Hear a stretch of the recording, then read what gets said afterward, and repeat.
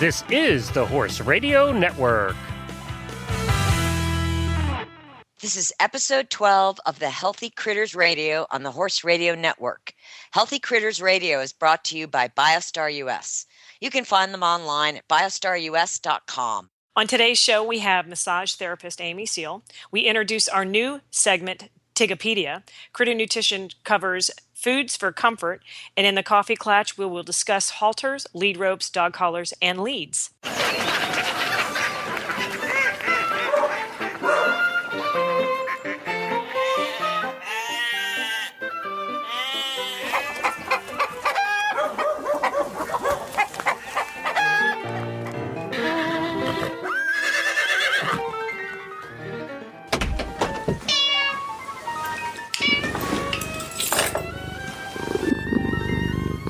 This is Tigger Montague. And this is Patty Perucci, and you're listening to Healthy Critters Radio on the Horse Radio Network. We have such a show today. I'm so glad you made it, Patty P, because with all the flooding in Houston, I was wondering maybe you would only be able to get to the radio by, boat or canoe or. Well, I'll tell you, it actually just started raining again, which is going to be a huge cause of concern.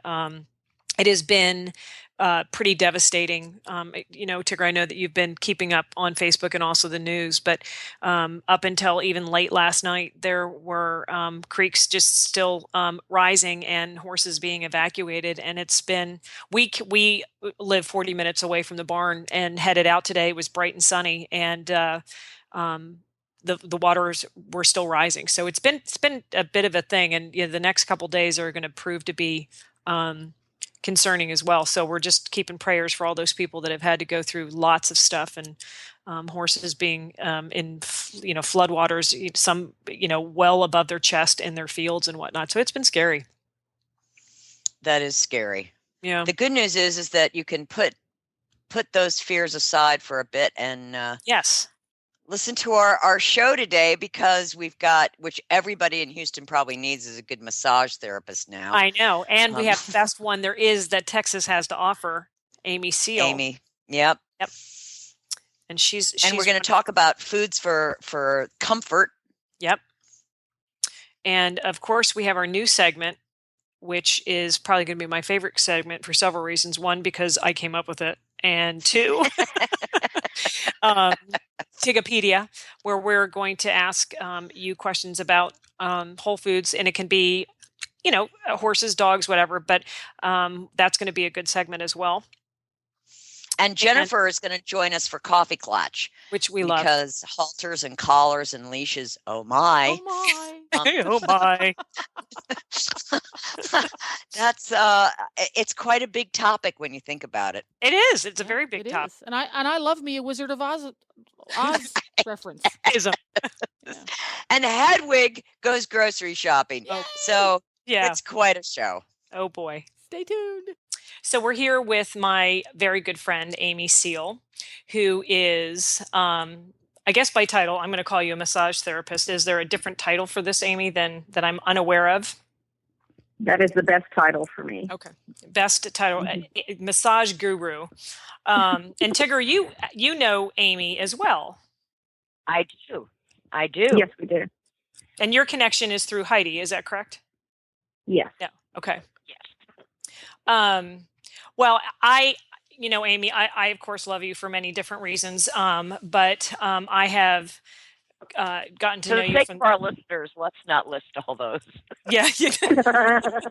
Darn it. You said I was allowed to have a little fun. She did promise me a rather large engagement ring one day. Yes, I did. Oh my gosh, that's true. Good point, Amy. I, as you know, Tigger, my neck can get a little tight at times, and Amy did magic things. And I think I asked her to marry her, and I also promised her a very large rock, which brings us to the whole point of wanting to speak with you is for obviously many different reasons for people and for horses. You make people's lives a lot better, and for myself. Obviously being a rider and trying to keep myself in tune and feeling good.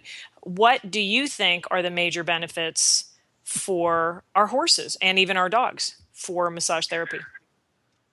I think the number one benefit is having somebody with some knowledge working on your horse on a regular basis so you can hopefully stay ahead of the curve on some of the bigger issues.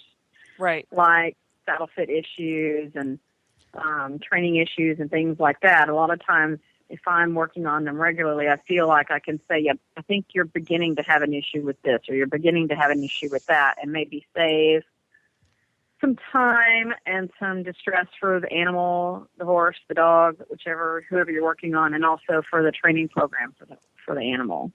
Right. Does that make sense? Yeah, of course. And so what's interesting for me is how I obviously got to know you is coming to Houston and you always being a presence there at horse shows, which I thought was awesome because I don't know. I mean, I think we've probably had that in our region, Tigger, but it wasn't. I mean, Amy comes with a big trailer and you can go into the trailer. It's air conditioned or heated if you need it. And there's a quite adorable large white Pyrenees that really welcomes you or not. And tour is quite a great process of you laying on the table. But what's so fascinating to me is that you're so widely used at horse shows. And my question to you is this normal clients that want you at the horse shows? And what would be the benefit of that? And are there other people that are using you that aren't your normal clients at horse shows? I would say probably 75% of the people I see at horse shows are regular clients. Some of the horses benefit from being worked on, like the Friday they get there. Sometimes it's right before they ride. Sometimes it's after they ride on Saturday for Sunday. It depends on the horse and the situation. The people I find a lot of times are, when you ride at home and when you train at home, you don't load and unload your horse trailer and set up at a horse show and drag stuff for however far you drag it. Right. And I think that's how I end up. That's one of the major things that I help people with at horse shows. Also, people like yourself who have some chronic issues. Sometimes you just happen to have a flare up when you're at a horse show, and it would be a whole lot easier to ride and a lot more productive if you didn't have to feel that way. Which obviously benefits the horses if the rider is riding well. What do you find at horse shows to be the most prominent thing? Because obviously a lot of people like to keep their horses out and they go to the horse shows and they end up keeping them in stalls. What is the biggest benefit of having your horse massaged while you're at a horse show? And when do you recommend? Do you recommend the Friday when you get there or the Saturday after you've competed and they've been in the stall? It certainly depends on the horse. If I know the horse from, if the horse is a regular client of mine, then I can kind of say, if he's more of a nervous type, more than likely, if you got a big class on Saturday, let's work on him on Saturday morning before you go. So he's as relaxed in his body and his brain as he can be. Right. That's certainly, in some horses, it makes him a little more lethargic. So if you have a little bit of a lethargic horse, then after your classes on Saturday for the Sunday ride, because it's been a long weekend, is a better choice. Okay. A lot of times the trailer ride is an issue. A lot of horses do not, in my opinion, haul as well in a slant load trailer as they do in a straight load trailer. Like we saw with my one client from San Antonio. Exactly. Right. Okay. So you can end up with some neck issues and things like that from horses that don't theoretically in their mind fit in the trailer as well as they want to. Despite it might be the perfect size for them, they just can't stand the way they want to. Right. And I also feel like they stand on the diagonal a lot and load one front foot and one hind foot as they stand in a slant load, which can create some problems too. Interesting. So, and then of course being in a stall all weekend, yes, some of them are not used to that. And but mostly it's usually my biggest client base of horses are the ones that need to be settled down just a tiny bit so they can do their job well. So is that a normal protocol that you do, or is each horse different that in that? It can be. It's pretty much, there's a similar thing that I always bring the same essential oils. When somebody says my horse is upset, can you come see him? I always pick the same essential oils out of my box of essential oils, and then I take those and I use them in the shavings and I use them on the horses. And then there is certainly a different way of working with them when you're looking to calm the whole horse down mentally, physically, emotionally, than if you're in there to fix the neck that came out of the trailer and it won't bend one direction. Right. So it is a little bit different protocol. It's probably not the same corrective type work. It's not the same corrective type work I do for issues with straightness or suppleness or, unevenness in horses that I see on a regular basis. Is that something that you would try to address? And I keep going back to the horse shows, but we can move on from that. But is that something that you would address at a horse show? I mean, if you find something major and someone's going in, for a class, is that something you go really delve into, or do you go lightly about it? I have a really in-depth conversation with whoever's riding the horse. Okay. And if you really, if your horse can't look left and you've got to go in and you can't get any left bend, certainly it's better to try and have the horse have a different reaction to the work and be a little bit different for the rider than to not try at all. That's what I generally tell people. If you paid a lot of money to come here, and if you've got a problem that's going to preclude you from actually going in the ring and having a good ride and the horse having a good trip, then certainly it's worth a try to work on it and see how it goes. Right. And it really does. And some people say no, and that's totally their choice because it's their horse. If they don't feel like making a big change in the horse's body at a horse show is a good idea, then you have to respect it and let them, right. And let the horse be. But a lot of times it goes well, more often than not. So that leads me to my next question. When you're doing your regular, you have a Facebook page called "Where's Amy Seale," which is I always just thought it was so funny. I just thought it reminded me of Finding Waldo. That's where it came from. Okay, do you remember, Tigger? Do you remember those? They were. I do. They were always so funny. But that's where you can find Amy Seale on Facebook, and sometimes I think they lie. But anyway, not often. Yeah, not on purpose. So, what do you find is probably the biggest benefit for somebody to use a massage therapist day in and day out, like say monthly, because I know you come you go places monthly. What do you find, how do I explain to my clients the benefit of spending that money when they won't per se even get a massage for themselves? What do you feel is the biggest benefit that you can tell somebody? I think that massage therapy for horses really helps them maintain the proper biomechanics in their body. And proper biomechanics in the body relieves some of the wear and tear on the joints in the leg because they're using the big muscles correctly. And the longevity of the horse, especially in dressage, is a big deal. We would like to have that partner for as long as possible. Right. And we would like to move up through the levels. So if the horse uses his body as best as he can most of the time, then you're going to have less problems with the joints and with tendons and issues like that with the horse. So I think that's the biggest benefit, and also having somebody else who knows your horse's body. Sometimes I feel like I know the horse's body better than the people who ride them. Right. That's and always the impression I get. Yeah. Yeah. And having someone who knows that kind of stuff and goes, wow, he's a little different here or there, and then you start to look for the reason before you have a really big problem. That to me is one of those things I found in hindsight was one of the better gifts of this, is that you can kind of catch something before it becomes a giant problem. A big deal. So what is the biggest issue you find in dressage horses? Is there a common thread of the biggest soreness or biggest addressing? Saddle fit, of course, is the bane of our existence as dressage riders for a lot of the time, Right. It changes as the horse's back changes, so saddle fit is a big deal. I find that depending on the training program, there can be some neck issues, jaw issues, pole issues from different training styles. And then then there's the whole package. To me, it's a little bit like you're kind of monitoring as the rider, trainer, owner of the horse. You're monitoring what the farrier's doing, what the dentist is doing, what all those people that work for you are doing. And sometimes the body worker has kind of an idea of where those things are coming from when they work on the horse. And you can maybe say, maybe this dentist is really great, but maybe somebody else should look in the horse's mouth and see if they see something different. Or that's a good point. the pole is a little tight on this one. Maybe we should find a chiropractor who specializes in that kind of stuff more than your person, who is probably a really good person. Just sometimes you need a second opinion or a second point of view to help. So it's sort of like you get to be a baseline of just sort of you're getting your hands on the horse, and being able to be a voice for the horse, kind of communicate back to the trainers and the riders, and what you feel.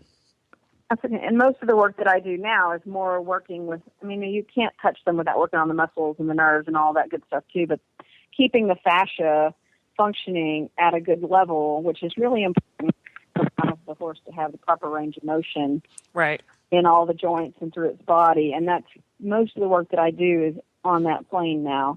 And that keeps them feeling like the sweater that they're living in is the right size. Right. Well, I love it when my fascia is working well. Tigger, do you like it when yours? I love it when seldom is these days. Well, maybe you need a massage. Probably.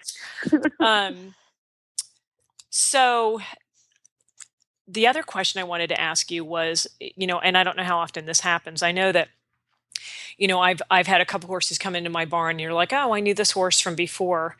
One horse we both, know was purchased, I guess, out of Dallas and then went back to the UK and came back. So you sort of knew that horse.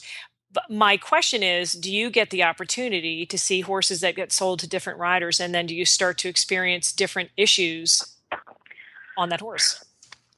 Yes. Every rider, whether it's the trainer or the owner, whoever the primary person that sits on that horse, it's a little bit like fingerprints. Right. Everyone creates a little different horse. Like some trainers are really good at, everybody has the thing that they're really gifted at. Mm-hmm. And so you can actually feel the trainer or the rider, if it's the owner, put their influence into that horse's body. Interesting. And if the trainer had, or in one instance a long time ago, I had a trainer with a lot of neck issues, and her FEI horse had a really stiff neck. Mm-hmm. She bought a young horse, and he had a really soft neck until she'd been riding him for a while. So it's very much interesting, direct influence, and there was no intent on her part to do that. It's because she has limited motion there, but she was kind of creating that in the horses too, to the same extent. So that really ties the horse and the rider and you back into the equation. Okay. Mm-hmm. And she's the reason I went back and got my license to work on people. She kept bothering me to work on her when I was at the farm, and I kept telling her I don't have a license to do that, and she said, I don't care. So she was how I went Sounds back like me. I didn't do that, did I? No, but she was very adamant that I go back and work on people, and it occurred to me that most trainers don't have the time to leave their property or where they're working to go get worked on. If I came and showed up and was willing to stand there and wait for them, then they'll get on the table and let me help them. You know, and you guys have a totally different set of issues than the person who has a desk job all day and wants to come out and ride in the evenings and wants to do really well. It's a totally different set of physical issues. Right. Yeah. And it is directly related to the horses. Yeah, I mean, it is so interesting. Years ago, I had bought a young horse that the owner, was the breeder, and she had brought him till he was 3, and had asked if I would, and he was a little bit of a, I don't want to say spooky horse, but he would always question people that would come in the stall. Mm-hmm. And so she said, do you mind until he gets settled in his new place? I mean, just to kind of keep doing this because it just helps him accept new people. Mm-hmm. And if somebody knows it's in a new place, blah, blah, blah. Anyway, so she had worked on the horse for, up until he was 4, and then I bought him. And she said it was so interesting after I had him even for 6 weeks, the different groups of muscles that were sore, and not that it was good or bad. Mm-hmm. It was just, it's so, and this is it was a training level horse, and how much a different rider and a different saddle affected the horse, and how we just go along. And, for the longest time, I mean, Tigger, I don't remember ever really, I think the first person that ever even massaged my horses was Seale from Florida. Yeah. I mean, I never really, up until about 15 years ago, it wasn't a real big thing with us, was it? No. Yeah. I mean, Tigger, did you ever get your horses? I mean, when we were in Florida 20 years ago, I don't remember this being such an important part. Do you? No, I think it was in its early 20 years ago. Massage for the horses was kind of in its early phases, if you will, Yeah. just Yes. like acupuncture and chiropractics were. Mhm. Right. In fact, Yeah. some people thought that it was, really Craziness. yes. And now it's more, especially for a performance horse, it's more unusual that the horse not have regular Right. massage therapy. Right. Yes, it is. So I think it's become pretty accepted. Yeah. It has in my time here in Texas, for sure. Oh yeah. Well, I think that, like I said, when I got here and had started coming to the shows, and I saw what a presence, and I think there's always been a little bit of a presence everywhere I've gone, but it seems to be that a lot of people are very conscientious about doing that, taking care of their horses this way. And like I said, the unique factor is that you'll go to a horse show. I mean, you're at every horse show, and you can take care of the horses and the rider. So, what got you into this? What made you want it? I mean, did you wake up one day and say, "Gee, this is what I want to do for a living"?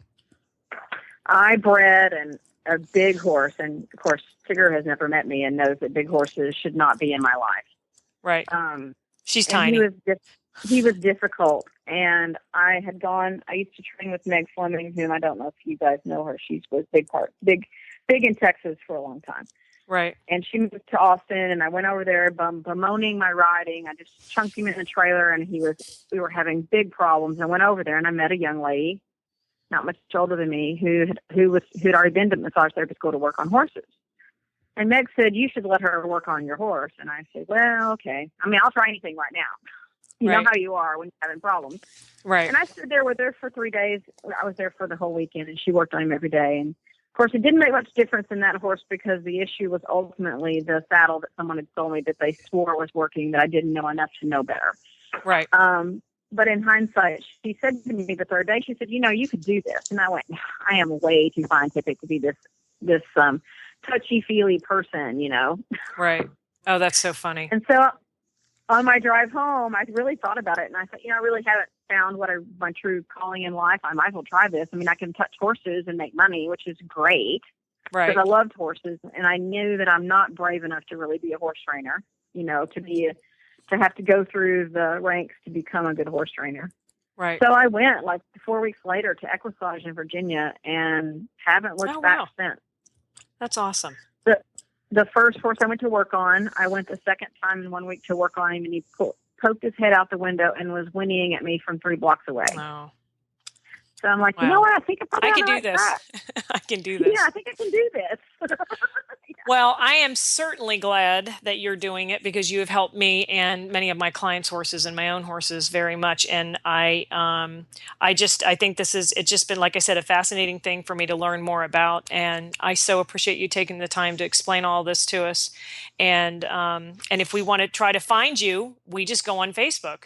Where is Amy Seale? Where's Amy Seale? Yep. And you can find me there. And you can also go to my Facebook page for my personal Facebook page, which is under my full name, Amy Goodman Seale. Right. And my phone number is there, so then you can find me from there. It's pretty Awesome. simple. Well, awesome. Well, thank you for taking the time Thanks, out. Amy. You're And welcome, Tigger. And I'll be seeing you at the horse show soon. And oh, by the way, I need a fix.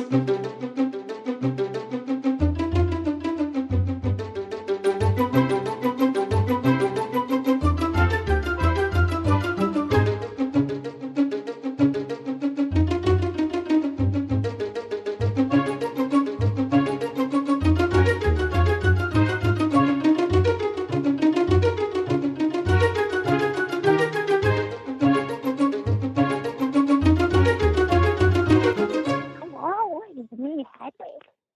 Hedwig. Hi, Hedwig. Hello, Tigger. Hello, Patty. How are you today? Well, You sound a little under the weather. Well, to be honest, we've had quite a long day, and we're not home yet. Oh, where dear. are you? We're waiting to vote. Yes, to do our democratic duty. I want to ask you about your views and opinions on food shopping at grocery stores. Oh, well, of course I can certainly talk to you about that. Now, you may remember from living with my human slave that she's basically crap at most domestic tasks, except cleaning up after me. She's pretty good at that because she gets a lot of practice. Yep, lots of practice. But in the case of cookery, for example, unless she's feeling inspired, like by your birthday or something, she is not going to make food. And as a result, she rarely shops for food. The only thing you will ever find in our refrigerator on a reliable basis is club soda and pickles. And I hate pickles. Oh, But you went to a grocery store recently. Oh, well, I'm just getting into this. So, as you may recall, we also have another person who lives with us on weekends. I call her Other. And she lives with us on weekends, and she likes food a lot. And unlike my human servant, she is not a vegetarian. And so there is the prospect of nice food when she comes, like bacon or chicken or sausage or bacon or chicken or sausage or cheese. And so my human servant, who has many limitations, was told upon returning from Florida that she had better try to be slightly more domesticated because she came home feral. And so she was attempting to responsibly stock the home with groceries. And so we went first to and there was a time problem, a crunch, as it were, because of some horse-related things. So we were running a little late. And so we tried to shop for dinner at a convenience store, but that was not rewarding. But my human did get frozen French fries, which she put in her car with me. And then she drove to the grocery store where she was going to find other things like vegetables, as though those are food. I don't even know what she's thinking, but whatever. And she went to the grocery store, and she went in the grocery store. And when she came out, I had opened the French fries and eaten some of them because I was starving, as you can assume a small dog left in a car for 8 or 10 years would be. And do you know what she came out with? Uh-oh. I mean, she came out with many sacks in her hands, and I was optimistic. I tell you, my optimism springs eternal. But so there I was, ready to be happy and, feeling marginally pleased with my French fry snack. And she had a bag of marshmallows right at the top, and I just dove right in because if there's one thing I love, it's a marshmallow. I just ripped that bag right open and took one in my mouth, and I was eating it, and she yelled at me. She yelled Did at she you. not purchase them for me? She doesn't know how to do something with a marshmallow, with my marshmallow. And then I was digging through the sack again because, she yelled at me about the marshmallow. And I found a nice stack of keys. And I just dove right in with enthusiasm because, as far as I could tell, I was being rewarded for my investigations. And so I just went right to town. Yes, right to town. I opened that bag of cheese and I ate probably a lot of it. I mean, in retrospect, maybe more than my share, but my sister did help. And so when she came back from returning the cart to the store, she found the open French fry bag, and she was a little peeved. And then she found the marshmallow bag. Oh, no. And she was a little peeved because in the process of opening it, I might have chewed a few other marshmallows than the one I ate. And by one, I mean half a bag. And then she found the keys. Now, I don't know how she found that part because I had hidden it well between the feet. But she did find it. And then she was pretty annoyed. And all of this is to say, if she had just taken me in with her, it all would have been fine. We would not have had these issues. I would like to make a comment. I think that your servant should run for president. I think your servant sounds pretty awesome. Sorry, Why? honey. Because of her dietary choices, which involve tremendous amounts of sugar? I just think she sounds awesome. Everybody would be happier. Yeah, that's right. Marshmallows for everybody. Yeah, that's right. In every Oh, boy. household, there should be a bag of marshmallows. That is true. They are the perfect With food. chocolate and graham crackers. Oh, right. Hannah loves s'mores. It's a platform, ladies. Marshmallows for everybody. Well, It is a now, platform. Tigger, must we raise the chocolate issue again? Oh, good point. Tigger. Oh, yeah, I forgot that, Hetty. Tigger. Sorry. Do you want me to die? Read the directions, Tigger. Well, what you guys don't know, something that I know, is that Hetty actually got into gum and lived.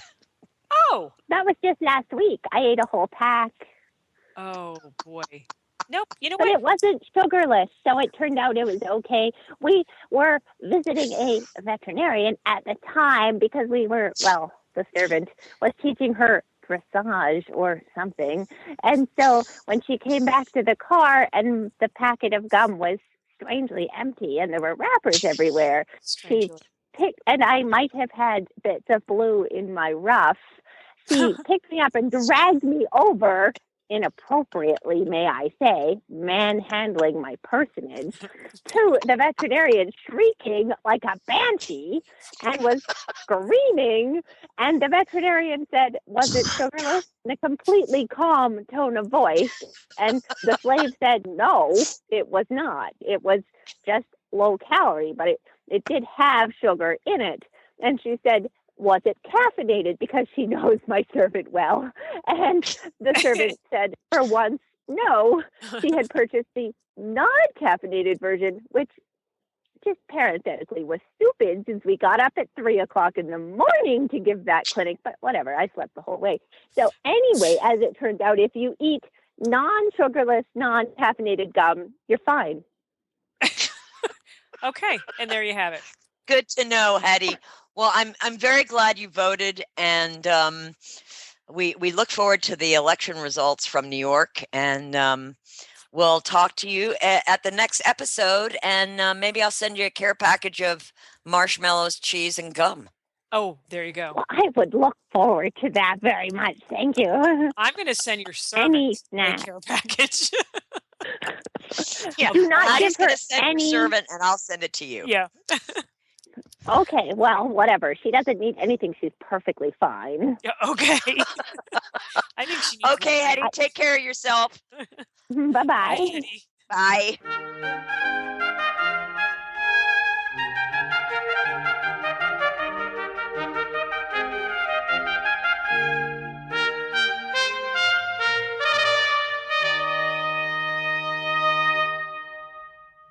So now is time for our new segment, which we are going to do once a month with my dear friend Tigger. I have been wanting to put her up on the block, so to speak, and we're going to call this section Tiggopedia.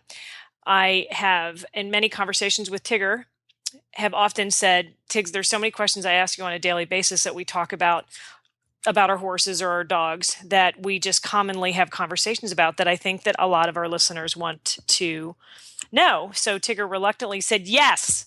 So as per Here's Tigger's ball and chain across the floor. well, and I appreciate it because this to me is going to be and continually helpful for the listeners, but also just, questions that are nothing to you, that just seem like very basic, easy things. And per your request, I did not tell you what I wanted to ask you. And it's going to be actually simple, but not simple. I think the number one question that I always get, that I try to do my best to answer, is how to start a whole food program with your basic performance horse. So I'm going to say, Tigger, I'm calling you about one of my clients. She rides 5 times a week. She's a moderately good rider. Her horse has been on Ultium, and I need to put him on a program, and he's a quarter horse thoroughbred. Go. What level? Solid training, but working first and second. Okay. What kind of energy requirements does he have? Does he need more energy, or is his energy good?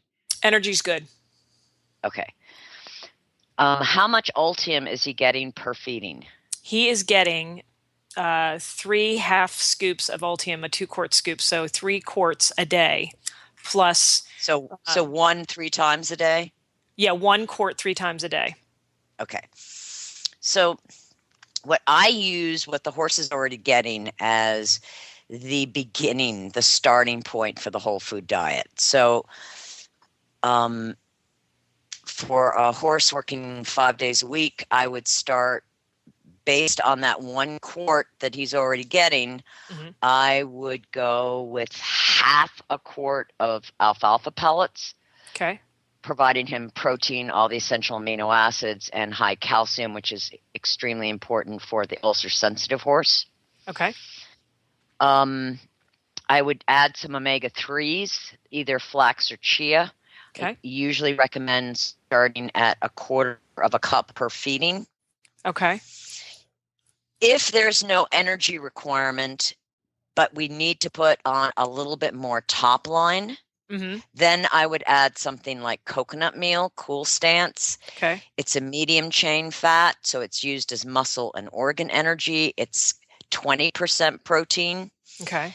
And I would probably start with, a quarter to a half a cup, depending Okay. on the horse. All right. And a multivitamin mineral like Optimum. Okay. And if it's a quarter horse thoroughbred, you could add some oats. The thoroughbreds do really well with carbohydrate grains, but Okay. maybe it's only going to be half a cup or a cup. Okay. And so, going back, I just want to ask a question about the flaxseed and the chia. What makes you choose? Let's say Okay, this so person's in a boarding barn and chia is not going to be available, so they want to then use I would flax. use flax. Yeah. What's the advantage of chia over flax? Chia is higher in omega-3s. It's higher in proline, which is the major constituent of collagen. Okay. Great for, healing connective tissue. And because it's so mucilagenic, it's slows the digestion of carbohydrates. Okay.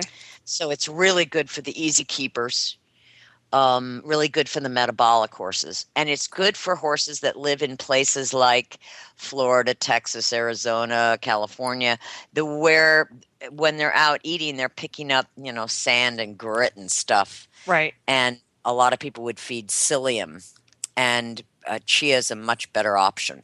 Okay. So it does a lot of different things. Okay. Okay. So you've given me my diet for my horse, but this person, and I know this is a big question for you all the time because we both have gotten this. When I run my own barn, this isn't an issue, but if I'm in a boarding facility, obviously this is something that has to be wet. Correct? It does not have to be wet. Cool Stance doesn't have to be? No. Oh, Ideally, horses' feed should be wet. Doesn't mean soaked.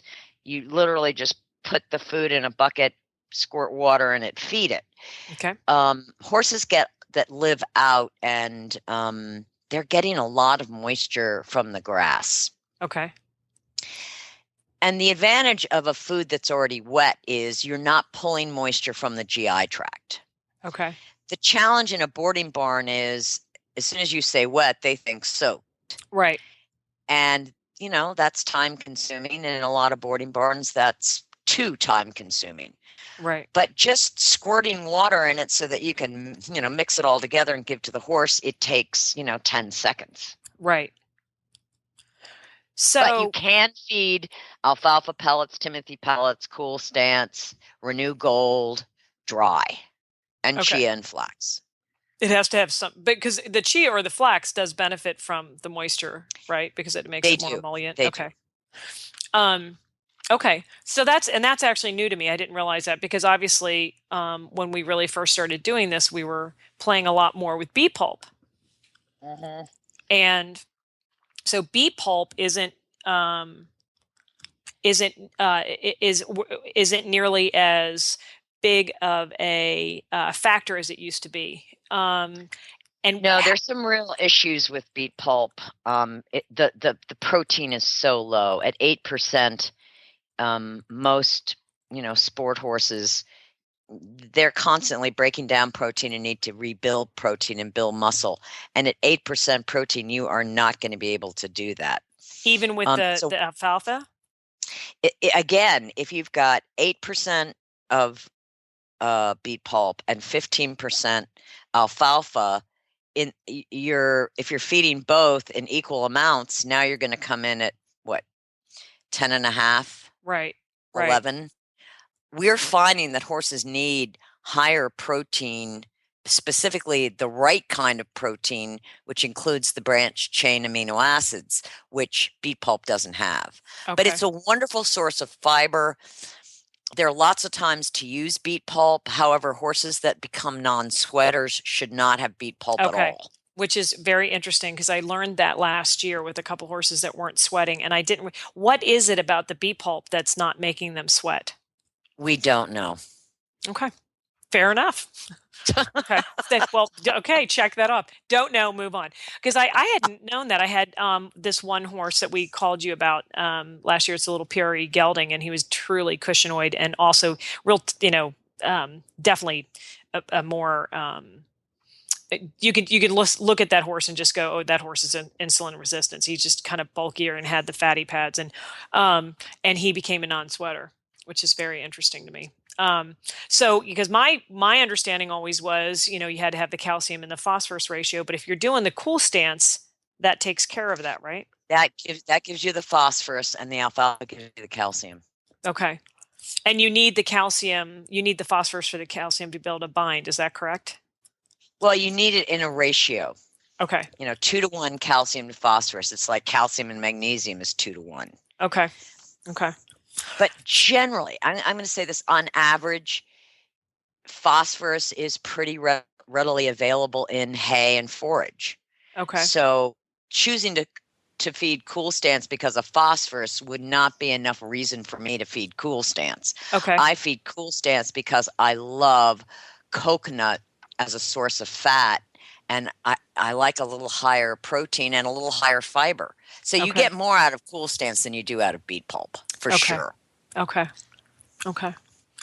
All right. So now we have our horse. We're going to call him Bob, and Bob's now on his new diet. How long would you recommend somebody to switch over from a prepared food like the Ultium onto his new diet? I generally take 2 weeks. 2 weeks. Okay. Why is that? Because I'm conservative. Oh, Tigger. I mean, not really, of course, not politically, but in feeding, if I have a really sick horse, a horse that is really, really sick, I'll change them that day. Okay. But for most horses that are going to do a transition from commercial feed to whole food, I do 2 weeks, and it begins with cutting the commercial feed in half. Okay. And adding half the whole food diet. Okay. For the first week. The second week, they get a handful of the commercial feed and all the whole food. And this has worked really, really well. Okay. And it also, most importantly, it makes the owners feel more comfortable. Sure. Yeah, I've always tried 7 days and really taken my time, but I do find that taking your time does make the owner feel better, and it also helps the horse, because I have found that if you're feeding the McDonald's and you're going to offer them, Brussels sprouts, sometimes they back off of that. Oh yeah, they go, I'm not eating this. Right. And I just recently was switching some horses over, and the man who runs the barn said, okay, these horses aren't eating. And I said, trust me, they will. You just have to let them they got to get a little hungry enough, and they're going to come back and eat. And sure enough, they eat it. And that's always been, I think, one of my biggest problems in making people understand is that they are going to go through a period of time. Just because it's better doesn't always mean it's going to be effective right away, especially if the horse doesn't want to eat it because they were eating McDonald's. Just think about a kid. And I have found that that part takes time. So my last question is, in the process of all of this, what can an average horse expect? I mean, and make it a typical horse as they switch over off the prepared food to the whole diet. What can I tell somebody to expect, let's say, in the first 30 days to the first 60 days? A change in their eye. Okay. The eye gets oftentimes softer. Okay. And you don't realize that the eye wasn't soft until you start seeing it soft. Mm-hmm. Mm-hmm. You'll notice a change in manure.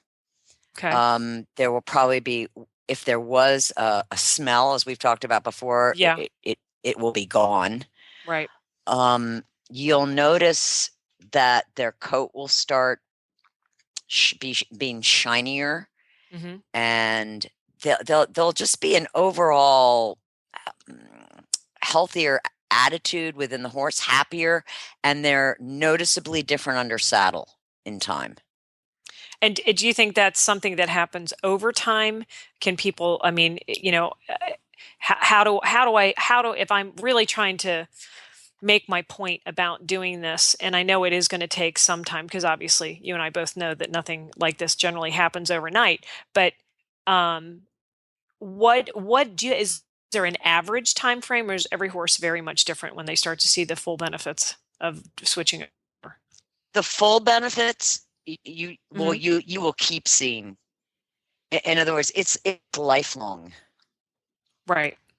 You know, Lionheart is 29 years old this year. He's and enough said, right? He's been on a whole food diet for 10 years. Right. And this is a horse that, could send Tim Ober on a round the world cruise yearly just because of all his veterinary needs.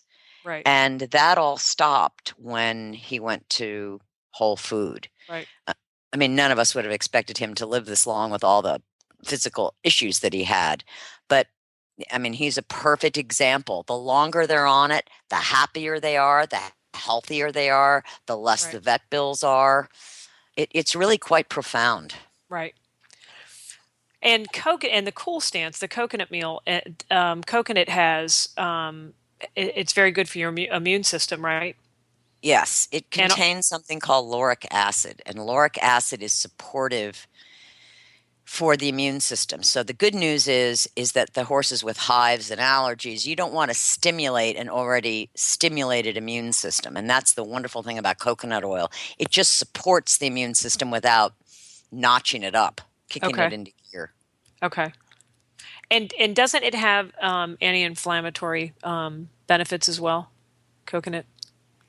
I don't generally recommend it as an anti-inflammatory. I think the anti-inflammatory aspect is of whole food itself. I mean, that's the same with you could say that about alfalfa, and you could say that about flax, and you could say that about chia. Real food tends not to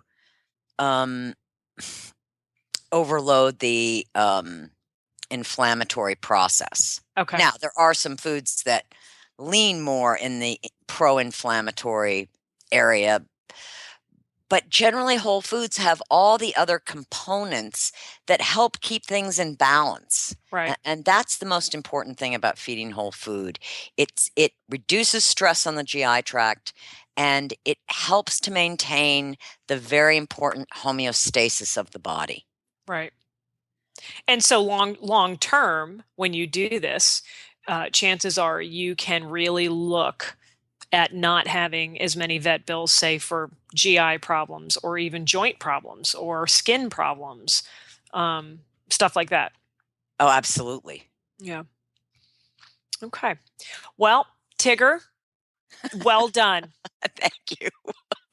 And I'm certain, every time we talk about this, like I said, just our normal conversations when I call to get advice on doing this is going to be, I think, a great add-on to what we're doing, because I think a lot of people have basic questions, and as we go on in our show and we talk about other things, we get away from the one thing that sort of, at least for our horses, that brought us here. And of course, we can talk about this with dogs as well, but just getting back to making a little bit more simple, maybe a little bit more effort, but just more simple. And the benefit is quite immense. It's lifelong. It's lifelong. And if you have any questions you'd like to us to address on Tigapedia, please go to healthycrittersradio.com and sorry, brain drain. And please post your questions, and we will be happy to put them on the show. As when my questions run out. And I would also like to add that Tigger will be doing a rap to introduce herself through the Tigapedia. We're working on that, right, Tigs?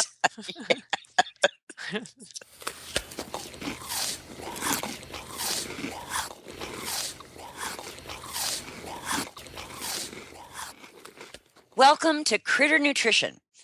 Today we're talking about feeding for the comfort zone. Whether your horse is a high-performance athlete or a younger horse in training or an older horse that is getting a little creaky, there are times when muscle strain and inflammation flare up and we reach for the non-steroidal anti-inflammatories. Agility dogs, working dogs, dogs that played too hard at the dog park, or maybe a senior dog that is getting stiffer may need non-steroidal anti-inflammatories.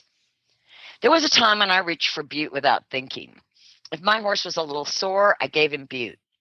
Then we learned how bute affects the GI tract, increasing the potential for gastric ulcers or colitis, among other potential impacts on the liver and kidneys. There are times when medications like bute and banamine are a necessity, and thank goodness we have them. Yet there are often times we can support our horses and dogs from muscle soreness, foot syndrome, and arthritic discomfort with specific plants. These are turmeric, boswellia, and bromelain. Boswellia has been used as medicine and incense in religious and cultural ceremonies for thousands of years. It is often referred to as Indian frankincense. Boswellia is actually a tree that grows in dry mountainous regions of India, North Africa, and the Middle East. It is the resin from this tree that is used for medicine and aromatherapy. It has been said that the ancient Ayurvedic healers discovered Boswellia and its benefits by watching elephants eat the tree and the resin.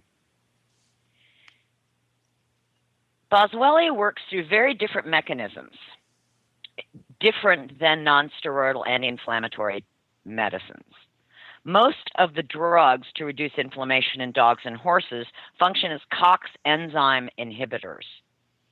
Boswellia works by inhibiting lipooxygenase enzymes, known as LOX, which are powerful contributors to inflammation and pain. By inhibiting LOX enzymes, Boswellia blocks leukotriene synthesis. The leukotrienes play a major role in promoting a range of diseases, including joint problems and intestinal disorders. Boswellia also can inhibit the breakdown of connective tissue by tumor necrosis factor A, that is a potent inflammatory agent in the body. Turmeric. The use of turmeric dates back nearly 4,000 years to the Ayurvedic culture in India, where it was revered as holy powder. It is also known as Indian saffron. Turmeric is a product of Curcuma longa. It's a rhizomatous perennial plant that belongs to the ginger family. Turmeric is derived from the roots. More than 100 components have been identified in turmeric, and chief among them is curcumin. Traditionally, turmeric has been used in Ayurveda and traditional Chinese medicine to strengthen the overall energy of the body, relieve gas, improve digestion, treat sprains and swelling, and relieve arthritis. Some South Asian countries use it as an antiseptic for cuts and burns. Modern in vitro studies reveal that turmeric is a potent antioxidant, anti-inflammatory, and antimicrobial. There are nearly 7,000 peer-reviewed scientific articles published that evaluate turmeric's effectiveness.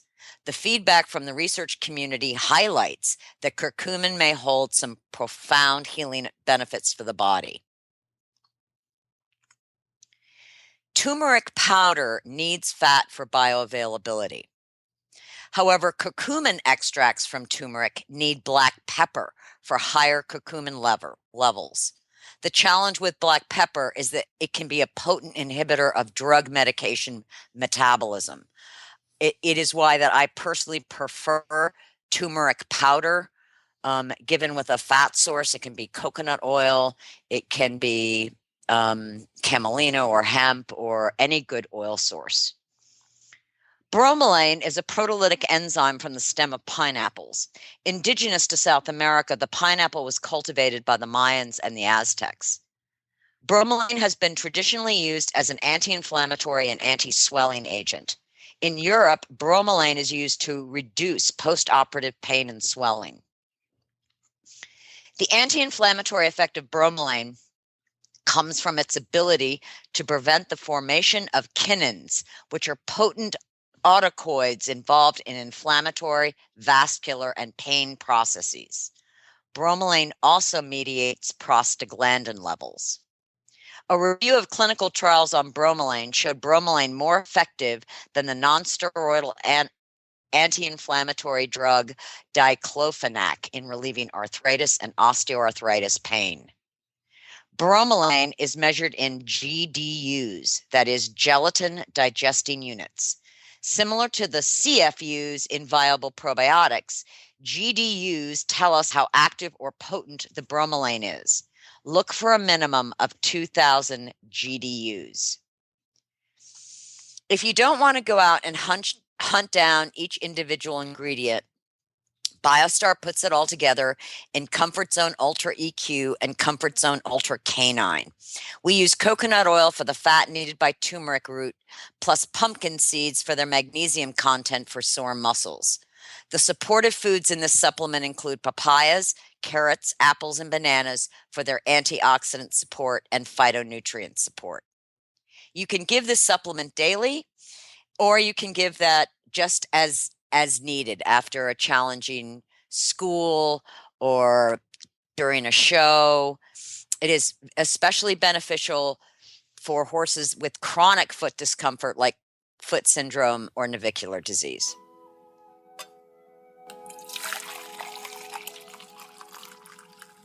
Welcome to Coffee Klatch. Patty and I are going to talk about halters and collars and leashes because we don't always agree on No, we don't.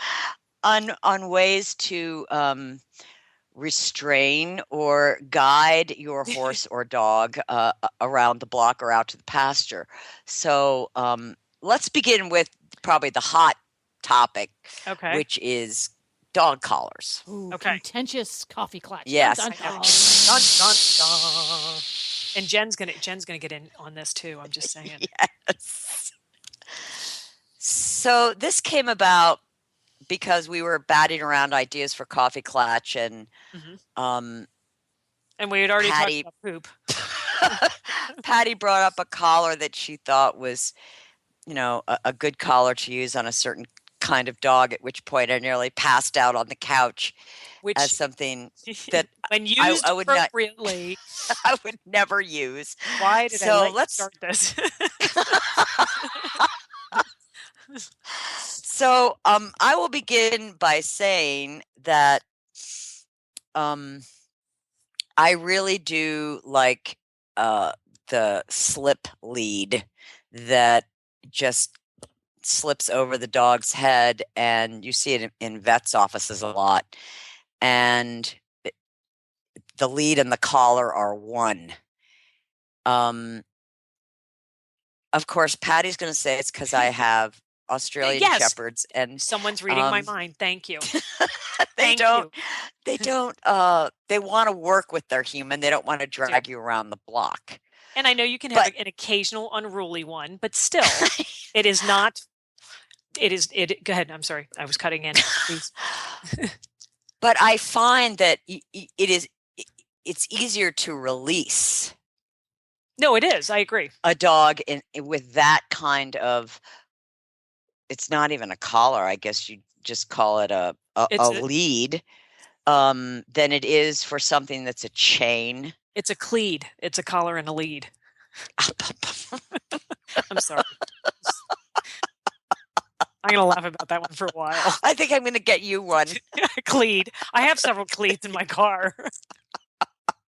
So, Patty, why don't you tell our listeners a little bit about our disagreement? Okay, well, yeah, you have to be in where we were in this conversation, and I just had a conversation with a friend of mine who is doing some obedience training with her dog, and she had said, I think I need to get a choke collar. And I said, if I had to choose between a choke collar and a prong collar, I always go to the prong collar, and that's when you heard on the floor.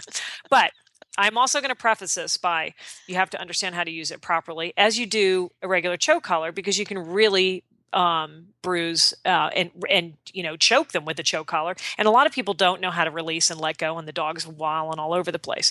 Now, the benefits that I found when I years ago I had some Rottweilers and some Dobermans, and I was doing some Schutzhund training. And that's where I really began to understand how to use it properly. Now, having said that, you have to know how to fit it. You should go to a pet store and talk to somebody if you're going to do this. It is not something that you are going to use to completely and utterly train your dog if you have not already done obedience training.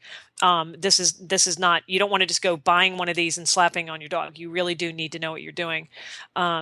And my recommendation is always seek a professional when, even going to a regular choke collar, because I've seen a lot of damage with regular choke collars.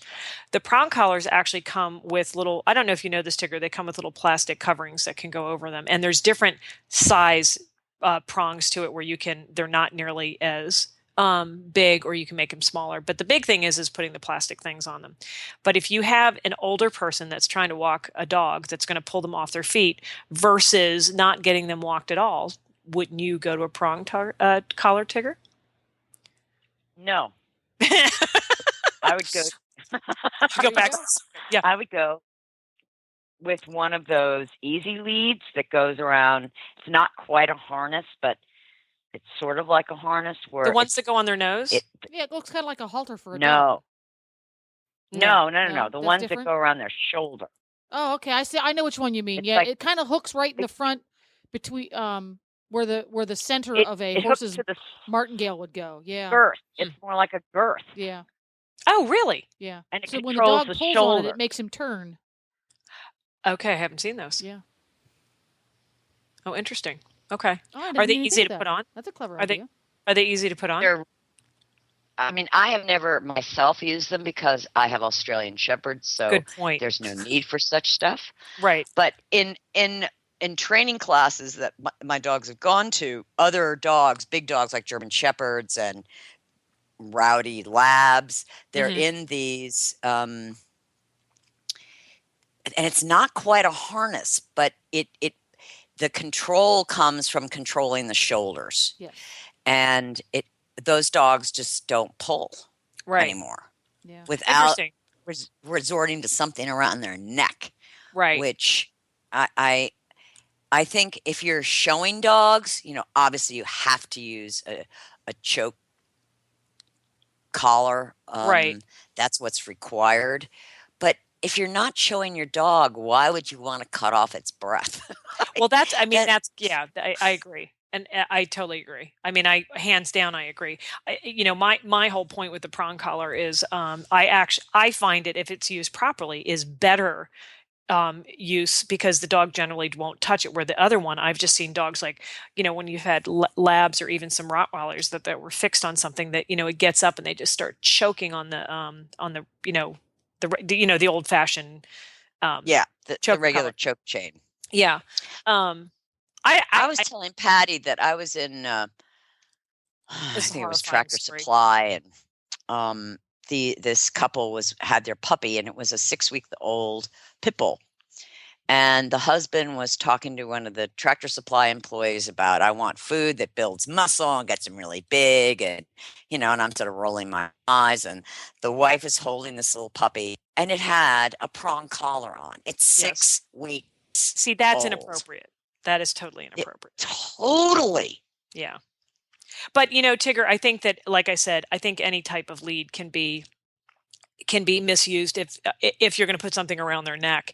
I mean, even those slip leads that you're talking about, the ones you can get from the vet. I've had my bulldogs who are perfect, not leading. I've had them. I mean, they scare me a little bit. With them, I go to the actual harness one because their shoulders are so Yes. big, and they're cute little adorable fat-headed heads on their Well, tiny for necks. my terrorist, Yeah. my little terrier, she used to go in a harness. Now she's gotten so good that she just goes in a collar and a lead. Right. And that's another thing. The thing I love about horse people is you can tell a horse person when they go to their car and they get their dog out, inevitably it's a lead shank. Of course. Yes, invariably. Yes. Wait, there's actually leashes for dogs? Yes. Okay. Yeah. So Who knew? this leads me to my question. I don't have any idea where Patty was going to go with this. I'm going to hijack it for just a second. Okay, go. So where do each of you, we'll let Patty go first, where do you fall on the retractable dog leash fence? Where do you fall on that Well, I'm one? so glad you brought that up. I used to be a very big fan of those, but I found, because I through various different types of dogs, I think it depends on the type of dog. I don't own them anymore. I found that they were too detrimental to my kids if they were holding the dogs. And I also feel like you think that you have the dog where you need it to be, and if it takes off and then you lock it, I'd find that can like pull the crap out of their neck. So I am going to say, I don't own them anymore, so I'm on the side of not having them. I think a regular standard lead rope for your Chihuahua. No, I think a proper dog leash where you know where the end of it is and you know where the dog is far better than the retractable. How about you, Tigger? I can't stand them. Oh, I'm so surprised. Yeah. I had my hand up the whole time. I know what Tigger's And going to say. and you know what? I'll tell you why. Because you aren't, just like riding, when you have your reins in your hands, you are communicating with the horse's mouth. When you have that stupid plastic thing in your hand, it's not an extension of you going to the dog. But when you have a lead in your hand, whether it's leather or cotton or whatever, there you can be communicating messages just like you would with a rein. But with that plastic thing and that tight nylon rope that's attached to the collar, there's no communication. Yeah. None. I never thought That's of a that, good but you're point. right. I hadn't thought of that either. That's a good point. Yeah, that's a good point. So let's talk about halters and I would love leads. to. Let's now I'm gonna hijack. I'm gonna ask you both your favorite halters. Okay, Jennifer, what's your favorite halter? What type? And we're going to throw out the door the fact that certain halters aren't used for tying and certain halters aren't Correct. used for shipping. Yada yada yada yada. Right. To have Ev- just a basic lead around halter. Like if you are going my everyday halter that I use to train horses with, because every time you put the halter on and lead them somewhere, you're training them, Right. is a dually halter. a dually. Yeah. What's a dually halter? A dually halter is a very specifically designed halter that has a rope nose piece Okay. in addition to a regular nose piece. So it's shaped like a regular flat nylon halter, Oh. but the nose part of the nylon halter is Mhm. not attached to those rings on the side. It's attached to the cheek pieces. And then there's Huh. a rope that goes through the two rings. So it works a little bit as if, you know how lots of folks put a chain over a horse's nose. You see that Right. Yeah. everywhere. Good, bad, or otherwise, you see it everywhere. Well, if you have stallions, believe me, it's It can be really it's good. a thing. Yeah. Yeah, you have to. But it has that, it goes where a chain will go over the nose, but it's not a chain, it's a rope, so that the second that there is pressure released from the rope, it relieves the pressure on the nose. And it has kind of a little twisty thing. They describe it as, imagine your sock is twisted inside your boot when you pull on it. Okay. Right. And I have one of those for our pony, and I've already ordered one for the horse. And I find it ever so useful because it can get the point, help me get the point across, so that when the horse feels pressure against the lead rope, he can come to it, release it. But I'm not going to damage his nose. I'm not going to hurt him.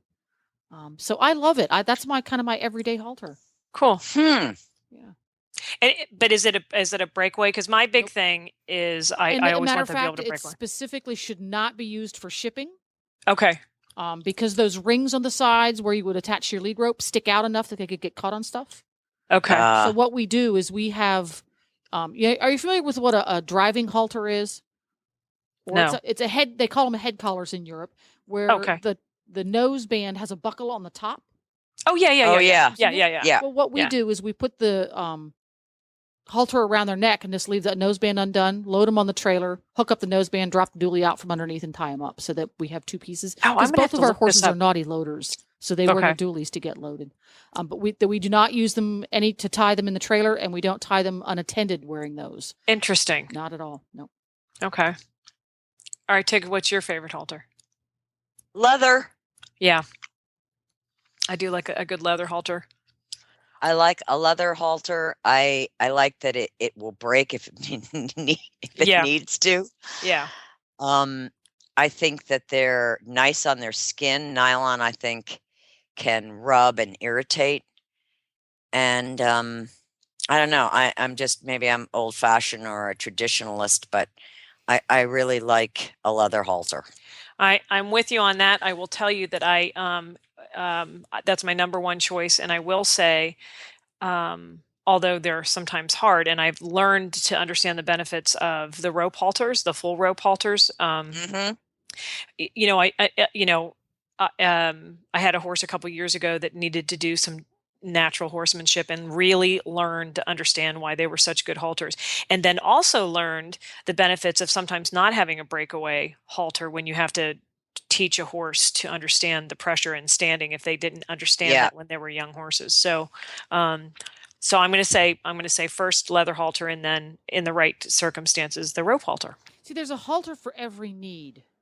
Yeah, there really are. Yeah, and I think I agree with you, Tigger, for how it feels on the horse's head. Mm-hmm. I love me a leather halter. Yeah. Unfortunately, when we turn our horses out, we take their halters off, like I think a lot of people do. Yeah, we and then do they too. hang on the fence all day, and they get baked in the sun, and then rained on, and then baked in the sun, and then rained on. We have taken up using cheapy nylon ones just because they die of rot down here. Oh, well, and we have the same. Well, you know what? You need Warhorse tack cleaning. Right. Absolutely, leather cleaner. We do. If you want, I'll call her because we're best friends. You know something though? The Warhorse all-purpose cleaner will clean the nylon ones beautifully. Yeah, and the nylon. Have you tried it on the nylon? I'm sorry. Have you tried it on the nylon? Not yet. I've gotten some of the leather cleaner, and I cleaned my half chaps with it the other day. Fantastic. Oh, cool. Yeah, it's amazing stuff. Yeah. Oh, we're getting sidetracked. But anyway, so nylon halters, leather halters, halters for training, for either Patty or Tigger. Is there a specific style or type of halter that you would never hang on a horse's head? I wouldn't do a complete nylon without breakaway leather headpiece. Yeah, headpiece. That's the only thing I would not put on a horse's head. That, and I'm not real fond of the serratas they use that from Spain. But other than that, there you go. Yep. Ta-da! So maybe next time the mood strikes, we can talk about. Well, we will save lead ropes for another discussion. How's that? Perfect. I think that's perfect. Cool. Awesome. Thanks for listening, everyone, and thanks to our sponsor, BiostarUS. You can find them online at BiostarUS.com. Get the Horse Radio Network phone app on iOS or Android by searching for Horse Radio Network in the App Store. It's free and easy to use. For details about today's show, go to healthycrittersradio.com, where you can find links, photos, and more information about our guests. As always, we love your feedback. Please follow us on Facebook under Healthy Critters Radio. Be sure to visit all the great shows on Horse Radio Network at horseradionetwork.com. Hug your dog. Love your horse. Feed your chickens. Clean the litter box. Dance with your goat. Slither with your snakes. Howl at the moon. Hang with your hamster. Party with your parrot. And waddle with your walrus.